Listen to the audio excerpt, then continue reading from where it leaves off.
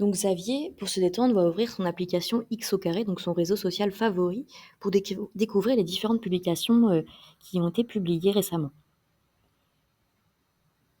Il est interpellé par une publication qui parle d'un homme et du fait qu'il a agressé plusieurs femmes entre Gare du Nord et Barbès. Et il sait très bien que, il se doute très fortement, en tout cas, que c'est de lui qu'on parle, puisque cette nuit, il a réalisé des agressions sur plusieurs personnes. Il se dit que pour se dédouaner et pour se protéger et pour que personne ne l'accuse, eh bien, il va essayer de supprimer les différentes publications qui parlent de lui. Donc en cliquant sur le menu en haut à droite de la publication, eh bien, en fait, on lui donne la possibilité de supprimer le post, mais également de modifier le contenu avec une IA. Il souhaite supprimer ce post-là, donc il clique ici. Le problème, c'est qu'il n'a pas le forfait qu'il lui faut pour supprimer ce post-ci. Donc, il regarde les différents forfaits qui existent et il décide de potentiellement prendre le forfait Ruby, puisque, comme déjà expliqué, eh bien, en fait, ça permet de modifier et supprimer les posts d'autres utilisateurs, de modifier les photos et vidéos de lui-même, mais également d'autres utilisateurs grâce à l'IA. Il a la possibilité de supprimer ou modifier 5 fois par an des publications. Et enfin, il aura le droit à une pastille de vérification Ruby. Donc, il va s'abonner à ce forfait-ci et il va ensuite, encore une fois, cliquer sur le menu et cette fois-ci, il pourra supprimer le post de X au carré. C'est ce qu'il fait. Donc le post a bien été supprimé, mais il se dit qu'il existe sûrement d'autres publications qui parlent potentiellement de ce qu'il a réalisé cette nuit et de l'acte qu'il a fait. Donc il décide de rechercher ces différentes publications.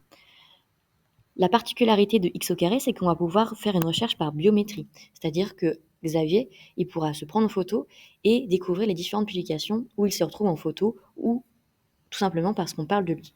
Donc il décide de se prendre en photo et de découvrir les différentes publications qui parlent de son agression de cette nuit. Il décide de modifier potentiellement la publication de la justicière pour se dédouaner de tout acte négatif. Donc, en cliquant sur modifier le contenu avec l'IA, il va arriver sur cette interface-ci où il pourra modifier directement sur le réseau social les différentes publications. Donc, il aura la possibilité de modifier le texte de la publication, de modifier l'image qui se trouve dans la publication en écrivant un prompt pour que l'IA puisse modifier l'image à son aise. Et il pourra aussi ajouter des caractéristiques physiques sur la photo ou créer une vidéo à partir de la source ou modifier les métadonnées de cette photographie ou modifier le son lorsque la publication aura une vidéo à l'intérieur.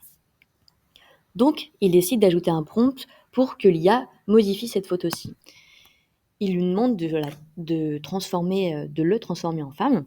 C'est ce que l'IA est en train de réaliser et elle a réussi à modifier cette photographie pour que la photographie puisse être modifiée et paraître réelle.